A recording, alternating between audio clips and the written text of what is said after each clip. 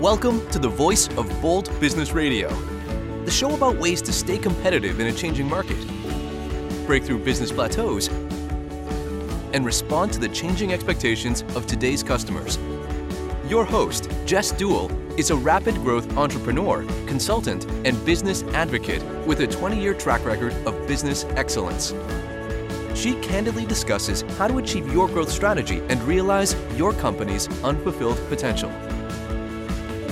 Now, here's Jess. Everybody, welcome to the Voice of Bold Business Radio. Today is Tuesday, March 19th. In fact, I'm super excited about today because it's my favorite day of the week, and I tell you that every week, and that's okay. It just is. This is the day I'm here with you. I'm here with a great guest, and we get to explore something that talks to us about how we do ourselves better, how we do our work better to get to the experience that we want, to get to the goals that we have written down. And so with that said, it's program 212 called Disciplined and Goal Driven. And today we're talking with Chris Prefontaine. Oh, and of course I totally butchered it right here on the air, right, Chris? I tell you what. Close. Chris, yeah, we're just going to go with Chris Prefontaine. Chris That's Prefontaine, there we go, is a best-selling author of Real Estate on Your Terms. As a real estate investor with over 27 years of experience in the field, Chris is the founder, the coach, and the podcast host of Smart Real Estate Coach. He operates a family business with his son, Nick, his daughter, Kayla, and his son-in-law, Zach, and another few people that make up an amazing team. Chris, welcome to our show today. Thanks for having me, Jess. Appreciate it. Yeah, no problem at all. And in fact, when I was reading about you and we were trying to figure out, would this be a good fit? One of the things that I noticed is that in your work to date, you have so much experience. How did you decide to just say real estate is the place I want to experience mastery? Well, I'd say it goes back as far as when I was younger. I grew up in a family company that was not real estate at all. But on the side, my father would buy his own buildings and have the business rent from him and find land and flip it. So I just kind of got the itch back then. And when I say back then, this would have been, I'm talking elementary school and high school. And then eventually 1991 is when I went off and been full-time real estate ever since. 1991. Okay. And you were still like what, 16 years old? Good answer. I know. People ask me when I became an entrepreneur and I'm like, well, if you really want to know, it's the first time I sold a Girl Scout cookie. Yeah. Right. I can go. Right? Yeah. I used to sell gum. You did? Yeah. How did that come about? That was in junior high. Buy it by the pack and sell by the piece. Yeah. Yeah. Now, did somebody give you that idea? Did you come up with that on your own? I don't remember at age 11 or 12, but it just happened. It just happens. But so you've been working with money and books and making a profit and understanding what the investment takes and what, when to cut your losses for ages now. Well, sure. I'd like to say they're always good and I always cut my losses, but stuff happens, right? That's how you learn. Yeah, I know, right? That would be like 2001. That would be like 2008. Two really good examples of that. And did your business take a hit at those points in time? Not 01. I saw that on one of my notes from you guys' show, but 08, most certainly. There's a whole chapter in my book about the 2008 debacle. I got it on the chin. Yeah. Yeah. All the way, right? Well, and so, as we all did. Yeah, my first company was a .com company. So we totally understood how that 2001 hit the market and what that looked like. And then, of course, much closer to home was everything that we live in, look at every day as we leave wherever we're staying to and from our office, the place where we work, right? Yeah. So in all of that, 2008, we didn't choose to acknowledge it was coming. Everybody kind of had their head in the sand about that. How did it impact the goals that you had created, and what was your response? Well, I too had my head in the sand in hindsight, right? Because we foolishly thought that it was an ATM machine. The market's going to keep going up. So I foolishly had what we don't do now, which was sign on all kinds of bank loans personally. And then the market dropped. In some of our markets, Jess, it dropped 2/3, like just crazy amount of pullback in the market. So yeah, it crushed all the goals. Clearly, we had to reset the clock. We had to dig out of that mess, and that's kind of how and why we developed what we're doing now. But it took us from 08 till 12 to like figure it out. What are we going to do after we fixed it? Wow. Okay. So 3 years, 4 years, 08 to 2008 to 2012. Yeah. Good 4 years. Good 4 years. So how, having been in business as long as you have, having grown up in a family business, was it hard to just get to the work and know that you were still in the middle of this mess every day for 4 years? Yeah, it was brutal. I'm not going to tell you it wasn't.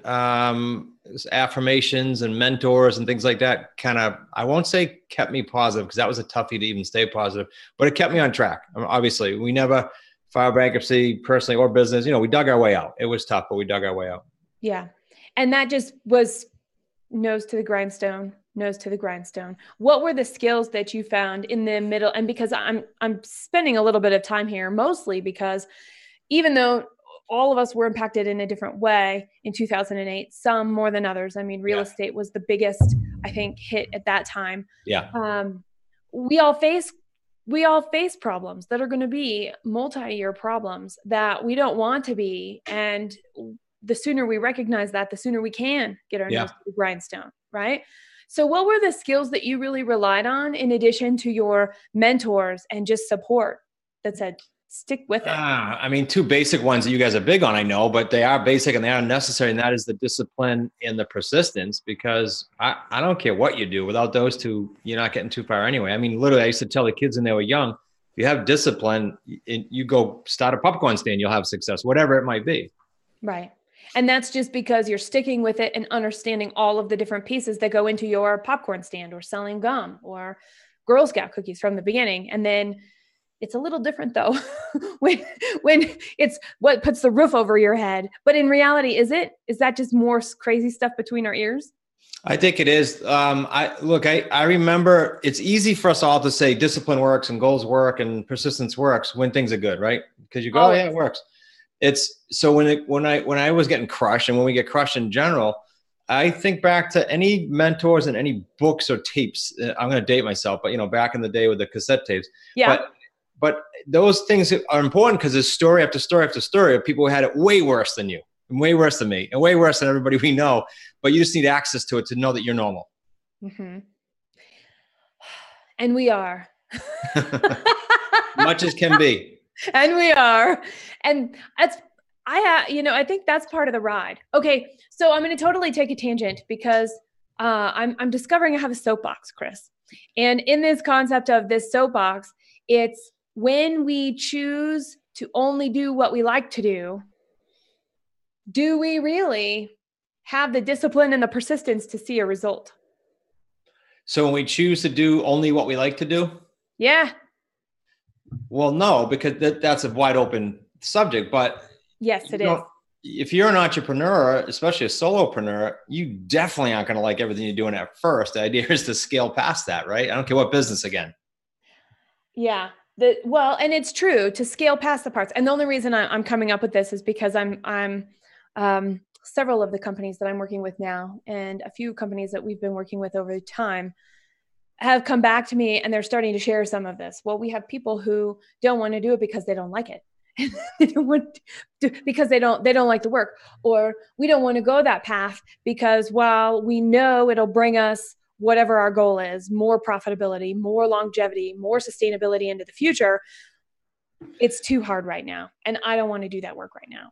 Well, I don't know about you, but with me, one of the things that I really find is, and I actually read this quote, I wish I could attribute it this morning, is what you do and what you plant today is what you will sow tomorrow.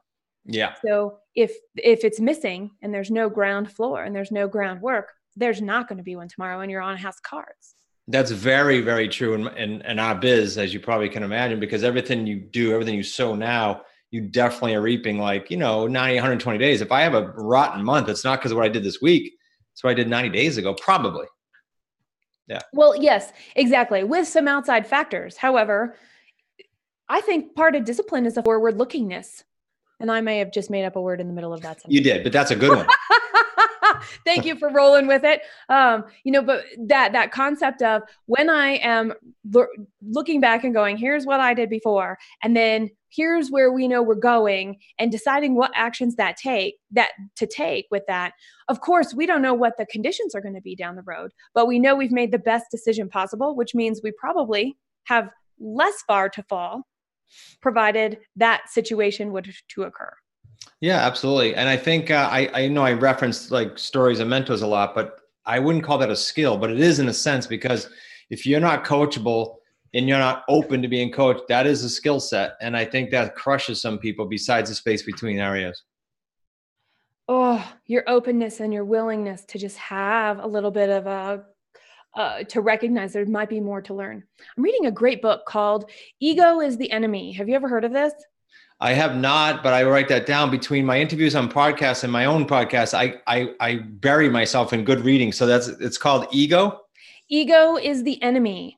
And I don't have it in here. It is in a different place, but like you, I have stacks and stacks of books. I'll write it down. And one of the things that just came up, it was talking about mastery, and it was talking about, of course I'm going to butcher everybody's name now. This is just going to be the trend of the show. The first African-American baseball player. Who was that? I'm bad on baseball, so you got the wrong support on this one. That's okay. Because I'm just thinking about the stuff that he basically, yeah. So the gist of this is, as somebody who's listening will be able to fill us in, we can find out. Jackie Robinson, right? Ha! Thank you, I saw the movie, yeah. At the same time, I got a little note. Jackie Robinson. He was a punk kid, just like a lot of kids are punk kids. And somebody came to him and said, you had great skill. If you play baseball, you would be the first African-American person to be playing baseball. And here's what to expect back in the 60s, right? Back in the 60s and 70s.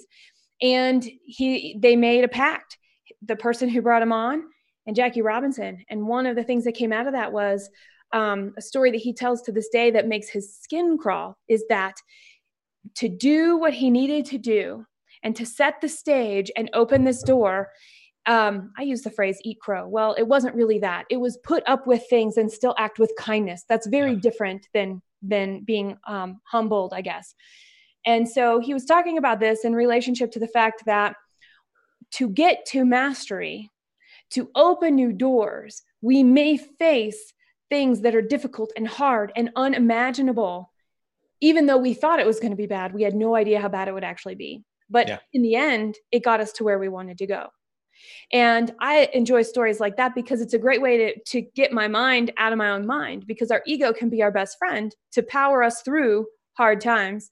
Our ego can also be our biggest enemy because, as you were just saying, we might be a little closed and we must be coachable.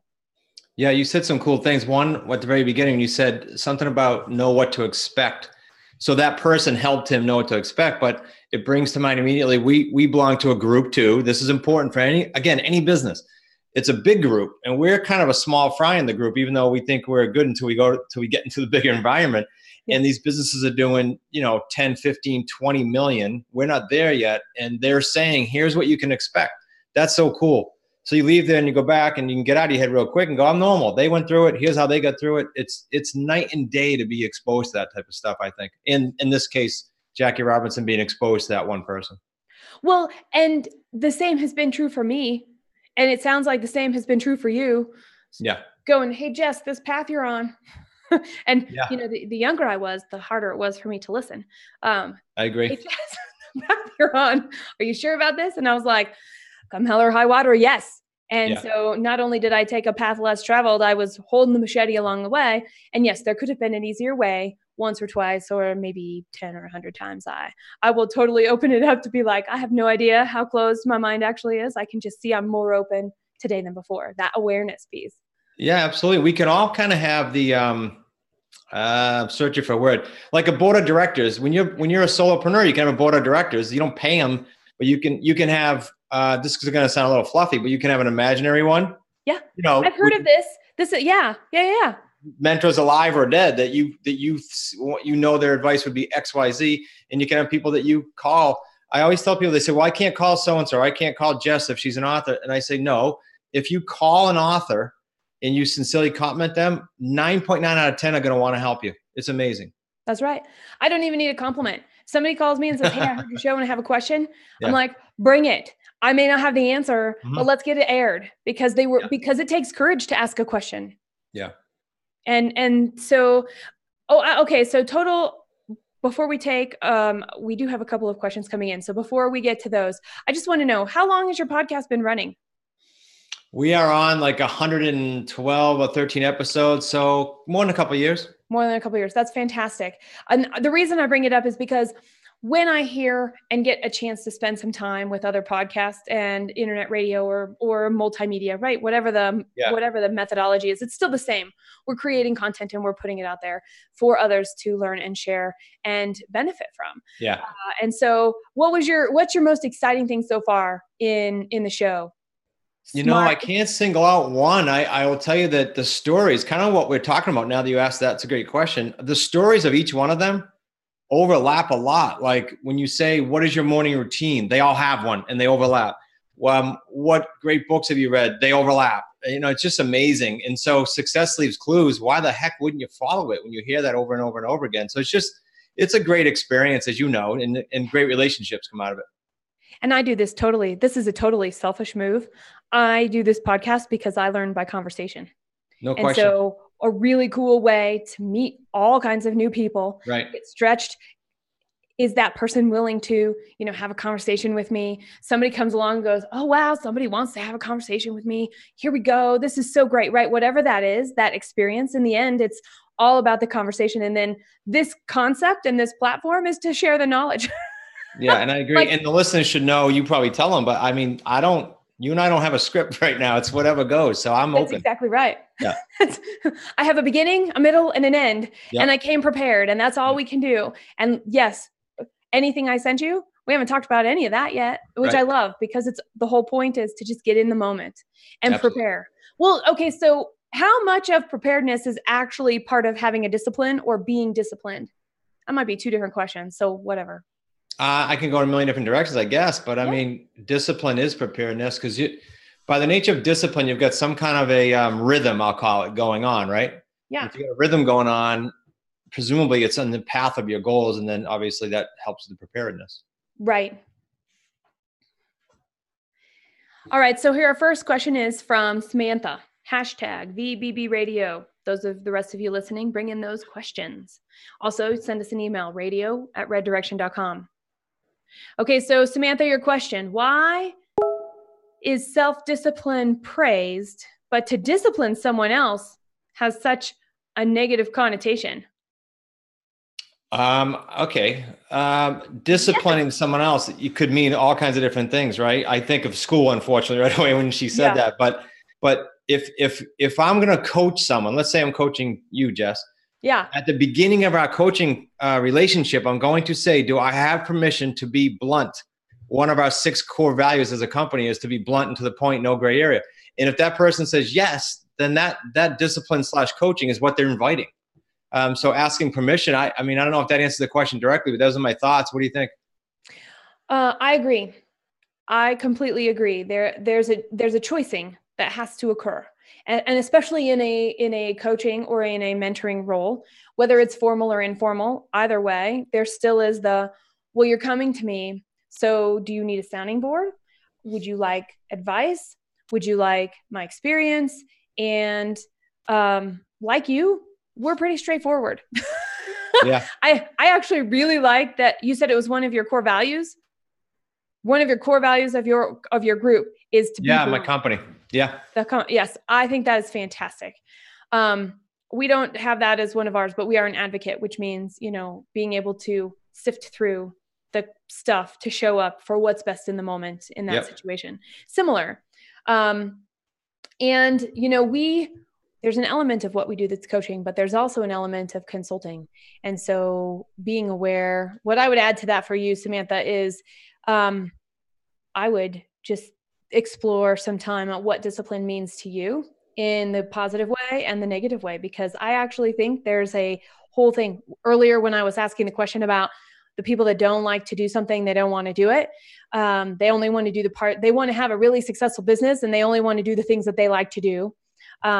And they don't either want to understand or touch other parts of their business, well, that's a recipe for disaster and short-term. That's not going to have longevity ever, because we don't have to do it, but we have to understand it. We have to face it. We have to look at it. And so there is an element of discipline where we are doing things we don't like, just like if we're being disciplined in some other capacity, there's some other agreement we have gone into that we have bumped up against the edges of. It's like, hey, this is not how we decided we were going to work together here. And I'm using school or work as an example in that capacity. This can go deeper, I guess, but I guess this might open up a can. But when you say discipline, the person dishing out the discipline, to Samantha's question and her point, isn't necessarily in the right to do that and isn't necessarily right.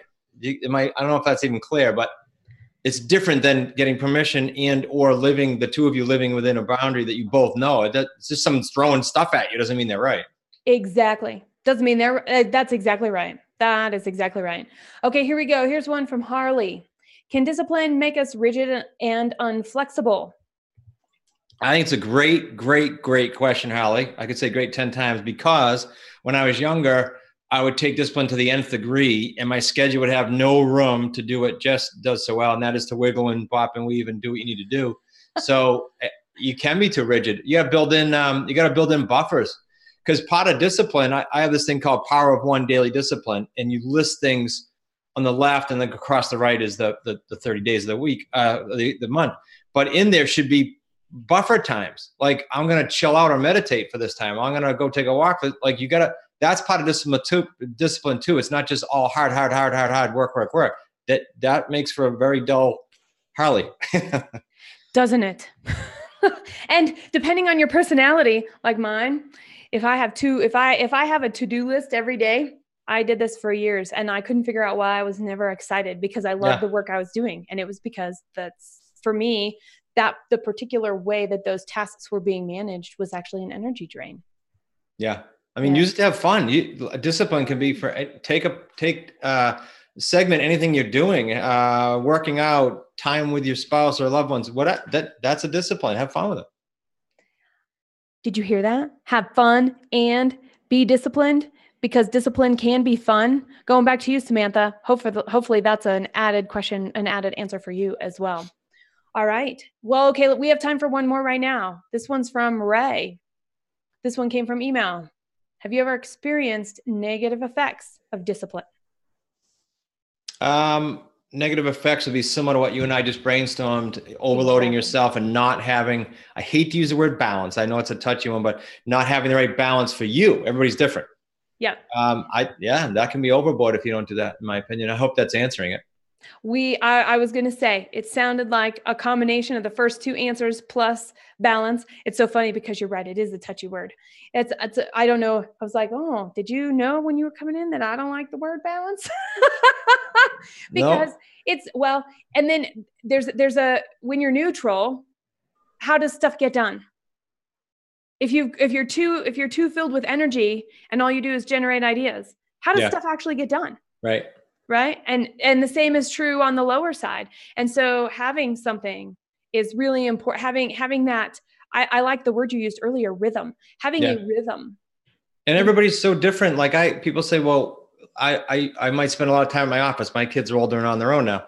And I say, that's not work. My wife will say to the people, he doesn't think it's work. Like it's just what I like to do. We do deals and we have fun. So everyone's different. Don't beat yourself up on it.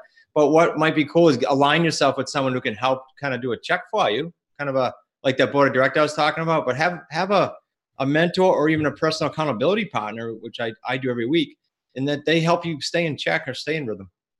Oh, we're going to talk about accountability right after we get back. Good. Because it's time for us to take a short break. So join in the conversation, #VBB Radio.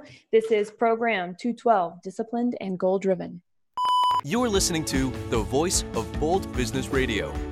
In every program, we share stories, tips, and concepts that benefit short-term goals and increase confidence in long-term positioning. Stay current and receive programs to continue sparking ideas about strategy by subscribing to the program at voiceofboldbusiness.com. Now, back to Jess. All right. You heard it. You heard it here. We're here with Chris Prefontaine. He is founder and mentor at Smart Real Estate Coach. He's a best-selling author. He's also the host of a podcast. So check it out because they're all by the same name, aren't they, Chris?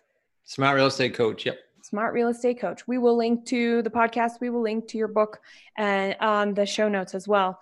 In addition to everything else that we're going to put together after this show. I can do it. It's up to you. I can give a free book out if you want. Well, let's do it. How does that work? When I say free now, I mean free. You're not going to put a credit card in and have to pay for shipping. I can't stand that. So I've got a link for you and we'll pay for shipping. If they just put that they're on your show, it's just free, FREE, and then SREC, standing for Smart Real Estate Coach. So free, SRECbook.com. SREC book. I love the energy you guys put out and love to get that in anyone's hands. And again, not one dime. You won't be asked to put any credit card. I love your bluntness because I hate that too. I can go all the way through a funnel online and get my free book. And it says, put your card. And I said, what? I thought it was free. Yeah, exactly. I thought it was free, but no, it's really not. So yes, free book headed your way. We'll put that link on. So thank you so much. I know that this is going to be really great. So is the power of one exercise that you talked about when you were talking about discipline, is that in your book? I think I probably either put a diagram or talk about it. It's in there in some form because I've done it for years and years. Mm-hmm. And that's one of the things that I also was making a little note of. So there you have it. Get access to that tool, the power of one, and using that tool to help improve, shape, nuance the discipline that you already have to get you to where you want to go. You know where that came from, Jess? I'll share that. Yeah, tell me. We talk about groups and influence. I was in a group in the 90s. This is going way back. And one of the guys said, we were all high producers. We were realtors then, and not investors. And he said, this guy, Mike, said, I got a simple thing, guys. And we said, what? He said, we can all have a phenomenal year if we just win each day. And each day, if we hold each other accountable, how can you mess up if you're staying on the discipline? So that's where I came up with that power of one daily discipline. Simple. It doesn't exist anywhere, but. Well, but you took it and you did make it exist so that other people could learn from it. That's cool. So you're like a natural teacher in there. Whatever I use, I like to share with the team, the kids, and if it works, use it, Yeah. Well, so yes, he's a teacher. But from trial and error, teach self, then share, right? Yeah. Which is the definition of a teacher. Learn something and then share. And then when you put it out there, you're reinforcing what you learn. Yeah. I don't know if your kids have ever been involved in Scouts. I'm a Girl Scout leader. And that's actually something that when we're talking about leadership that we spend a lot of time with is that there's a lot of elements. It's not just the experience at the end. It's not just the idea that's exciting at the beginning. It's how it gets put together, how it is delivered. And then what was the experience for you as the creator / deliverer and being able to incorporate that in, which comes back to accountability, Chris. Yeah. How do you define accountability? Doing the things you're supposed to do, even when no one's watching. This is one way of saying it, but I've always had an accountability partner in some shape, form, or fashion. So every Monday morning at 8 a.m., I'm on the phone with Steve, is his name. And Steve and I share, this is not a social thing. We share wins, losses, ahas, and fixes for the week. And we hold each other accountable to what we say we're going to do. Then boom, we're off the phone and we're on next week. It's a 15-minute call. That's amazing. And it helps, doesn't it? It's great. Yeah. Having somebody to be able to do that and share with, because in our heads here, okay, on our paper, okay. But then to really bring it home, it's that, can I voice it to another being? Yeah. And openly. Once I say it, it's real. Yeah. Yeah. I walked into an organization recently and they had made this really big goal, this really big growth goal. And every single thing that they were doing, every single action they took, all of the plans and other things that they were working on had nothing to do with this gigantic goal. So I started asking everybody different questions. I'm like, what about this over here? We don't know. What about this over here? It's just kind of there. What about this over here? Oh, well, we just kind of said that, but we're not actually going to do that. Yeah. Why would you make a goal you're not going to do? Oh, pay attention to at least. Well, that's right. Go for. So it's on the wall, right? It's basically on the wall, but then what? And so I'm curious about, goal setting and some things like that, because I'm still stumped from that conversation. I have ways that we're going to be working with it, but I'm just going to ask you, since you're here right here and we're talking about accountability, when you make a goal like that and you don't even really look at it, or you look at it, but you're not doing anything to help plant that future success, that's got to be a missing step in goal setting. Yeah, if that's the case, like I'll just equate your story to this and then reality, and that is that like that's culture. I think culture. I mentioned our values earlier, but I never know how to do this. We seeked help to get this as we've been talking, and that was create a mission and create a purpose and then create values. But then here's the difference: it's on the wall, but everything we do is because of that. So we hire and fire employees that way based on values. In the mission, we actually don't even accept students. Now, I know that sounds crazy because some educators will take anyone they get, frankly. But if it doesn't fit our 6 values, we don't take them. We've returned checks before. So everything has to go to that. If you're setting goals, if you're doing your planning, quarterly, whatever, it all goes to that mission, value, purpose. It's work. It is. And it's great because then it's not reinvented every single time. So it saves time. It's great culture. It removes confusion. Yep, absolutely. Yeah. Well, okay. So that's really interesting. And you are talking about culture. And yes, culture is the way that we work together. And so the way that we work together also includes what we acknowledge or don't, right? I call them unwritten agreements or the elephants in the room. Well, see if this is what you're saying, but we have a thing, just do the right thing. Like, there's a legal thing. We're in real estate, so there's always a legal agreement, but then there's do the right thing, morally, ethically, and every other way. So it comes up all the time. There's a decision to be made. Is it the right financial decision or is it the right thing to do? Exactly. And so some people, and I've unfortunately been placed in these situations in past companies that I have worked for before, Red Direction, that the cheap way isn't the right way, or the easy way isn't the right way, or what we see is that the short-term gain is so big that we're not thinking about the fact that we might be burning a bridge down the road for it. Right. And that's when you can really tell the culture is where the rubber meets the road. And if anybody ever felt weird about that, which by the way, I did, and I didn't understand what it was back then, but it's like, all right, we learn. Okay. That backfired. Oh no, my team's not going to do anything like that again because somebody I trusted did it. So here we go. But then I get to make a decision for myself from the way that it sounded and looked outside and the way that it sounded and looked when I actually did it myself. And hopefully the shows like this and shows like yours are the ones that are help us not have to go through that firsthand to actually learn what's the right thing to do. That was my next comment, whether it's a show or a mentor. I know I beat that to death, or a board of directors or a family member, it doesn't matter. That somebody's been through what you're going through. Just ask them. So success leaves too many clues. Yes. Does your success include failures? It'd be hard pressed to not. Let me even go further to stay with my bluntness. If a mentor is telling you that they've never had a failure, they're full of you know what, because it's not possible to push the envelope and not have stumbling. It's just not. One of the cool questions we ask on our podcast is that, like, did you ever have a stumbling block that you learned from? And they all laugh and go, I could do a whole show. Do you want me to go for 2 hours? Yeah, exactly. Which one? When? Yeah.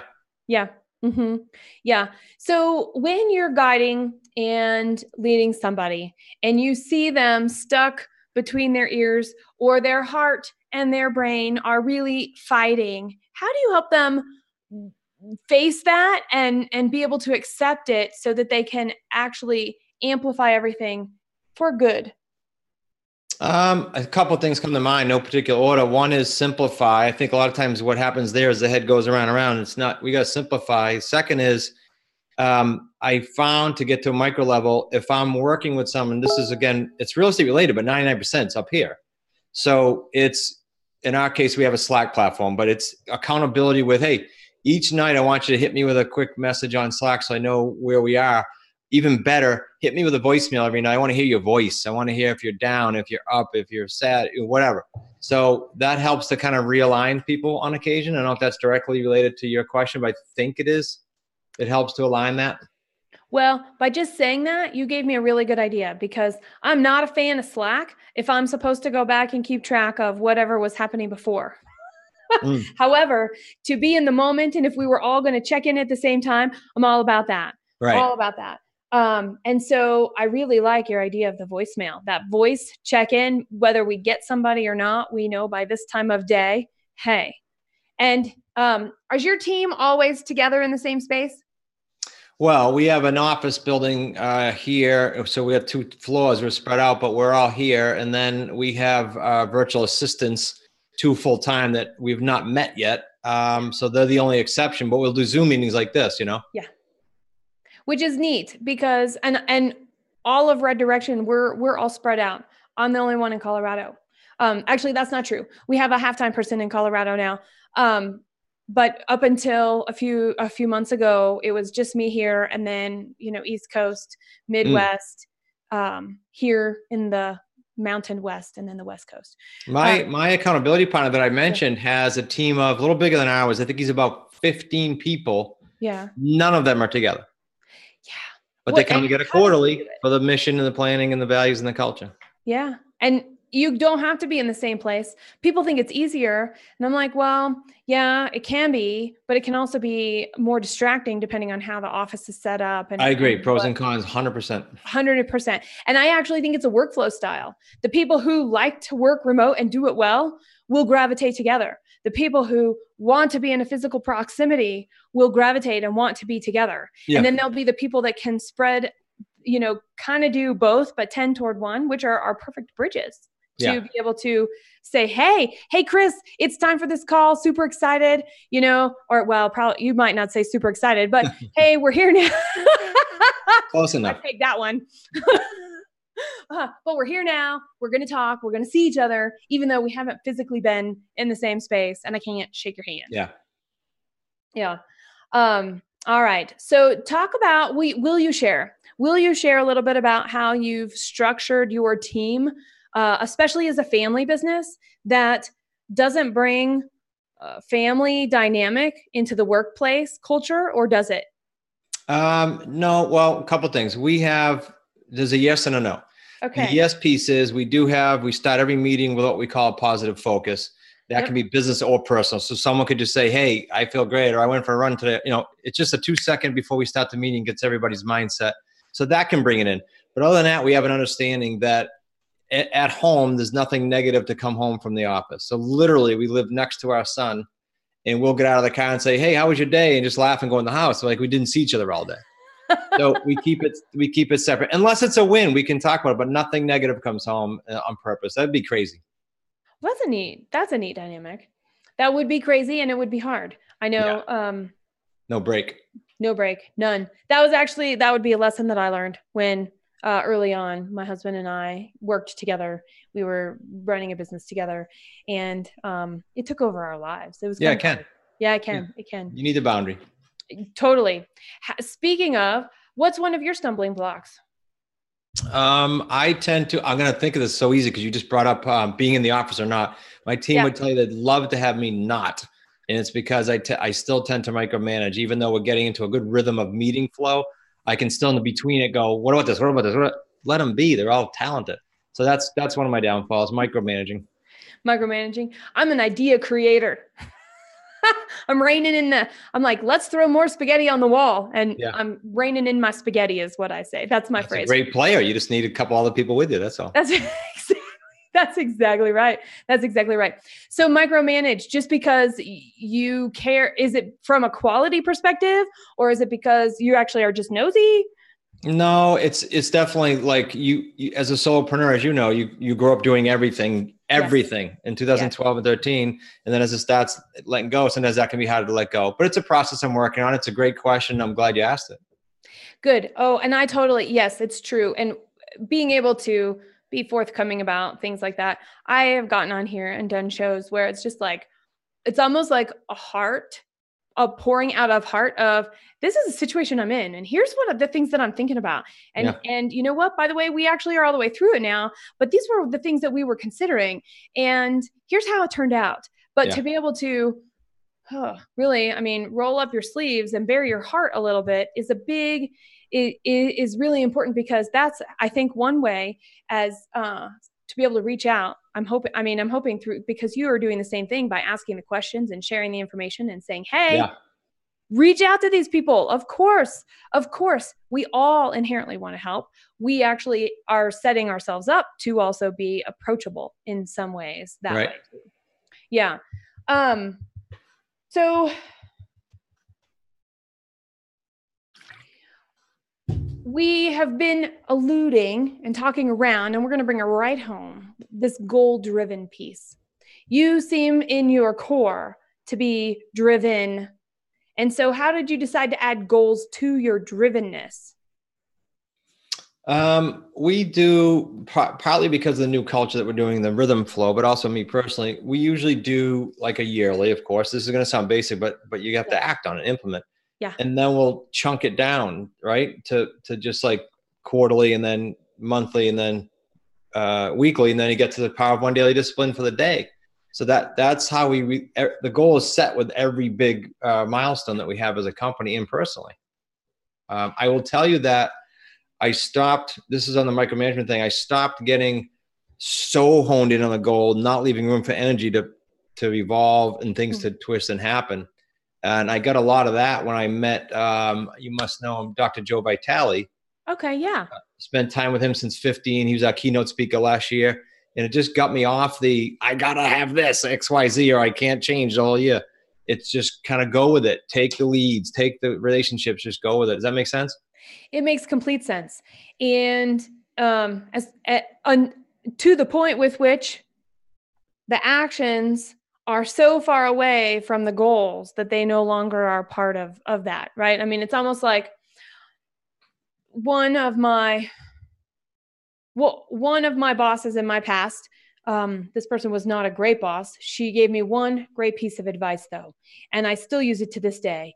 And she helped me learn a lot of lessons, and I had a lot of roadblocks that I had to overcome and face and fall down for around that. So she was a great teacher, even though my opinion just came out there. And what she said to me was, she said, all these butterflies are flying around. Your goal is to get them all going in the same direction.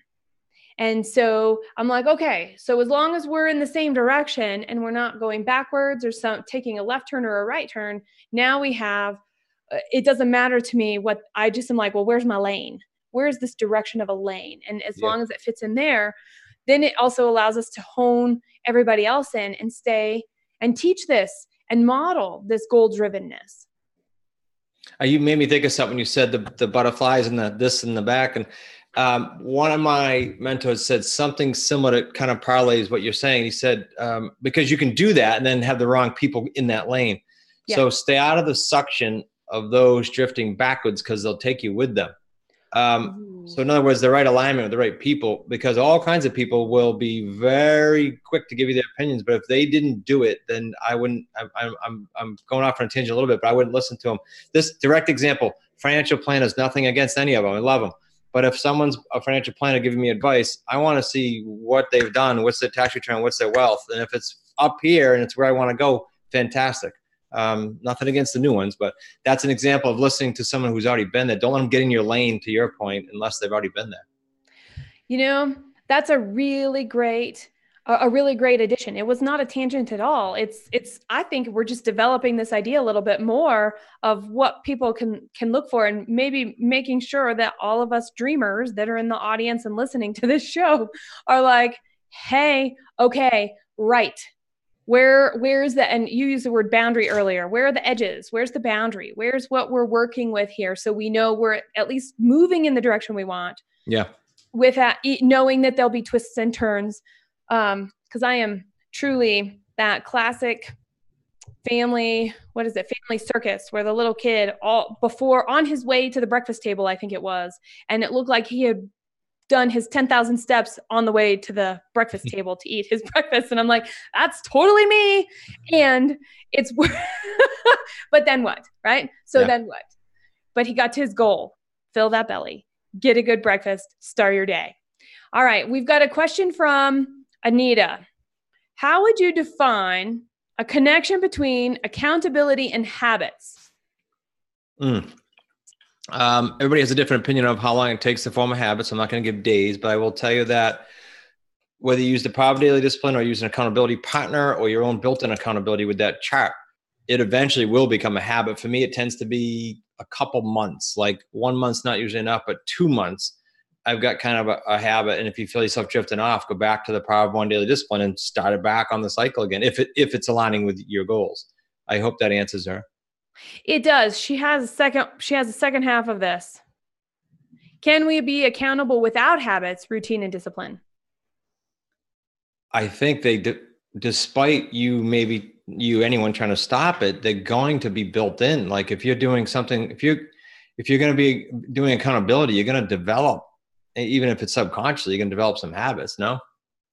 I would agree. And they might not be what we're not focusing on is still, or how do I say that? The bad ones? About choice. Even if we don't, by not making a choice, we're still making a choice. Mm-hmm. And I would say that that's just a different way to say what you just said. By not focusing on that, there is an outcome of that, right?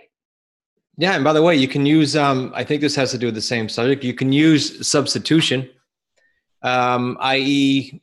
you get up in the morning and have a Diet Coke, and switch it to a smoothie. You can do substitution and that becomes the new habit. Right. And making your existing habit just better, iteratively better and that is a fantastic point. It's so funny for me. I'm either all in or I'm all out. So if I'm going to be laser focused on something, I'm really laser focused on it. But I will tell you, by doing that, any self-limiting beliefs that will show up around that are crazy honking big. Yeah. Yeah. No, I'm the same way. And I'm like, okay, so I've laser focused in on this. I get to do self-work and go forward at the same time, because then it's doubly forward. Here's one from, where did it go? Here's one from Kent. Kent, what's your morning routine? Couple things. I'm doing one of a few things in the morning. Today happens to be a gym day. So the gym for me is 3:30-ish a.m. I only do it twice a week. The other days I'm either doing yoga or meditation. So one of those things are happening very first thing. If I'm at Always the gym at 3:30 in the morning. What was that? Always at 3:30 in the morning? Twice a week. Okay. So your meditation and yoga happen later in the morning? Yeah, 5-ish. Okay. Yeah. But it has to start. I mean, out of bed to the gym, out of bed to yoga, out of bed to meditation. And then I journal after either one of those. That's a habit that has not been easy for me. So now it's daily. And if I'm at the gym, it's audibles if I'm on a treadmill. And if it's on a bike, I'm reading a book. So you can double your reading, by the way, side note, by using audibles and books. And if you want to even go better than that, put the audibles on 1.25 and you can go faster. Those are my mornings. That's awesome. We are a lot alike in that. I listen to everything above regular speed. but I'm told I can't do my podcast on that because I already talk too fast. Oh, I listen to myself just on 2 so that I could so that I could hear what it sounded like. And you can't do that on mine either, but you do talk faster than I do. Perfect. I'm living up to it. Oh, great. All right. So those have been all of the questions so far. Thank you for using hashtag VBB Radio today. Keep up the conversation because now we want to know from you. I mean, Kent, tell us what your morning routine is, right? Anita, what do you think about the accountability and habits and how they fit together? Use the hashtag. Let's keep this conversation going. All right, here it is. I'm telling you, here it is. What makes it bold, Chris? What makes it bold to be disciplined and bring purposeful action into achieving your goals?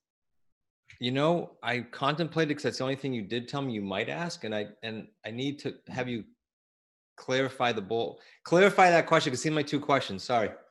It is kind of two questions, but it's also one that it's like, I always want them to be big enough that you can fit whatever you want to say into it. So what makes it bold? So the title of the show is The Voice of Bold Business. So we're talking about what works, what doesn't work, being transparent, being authentic, being goal-driven, looking at the things, personal awareness, organizational awareness, all of it.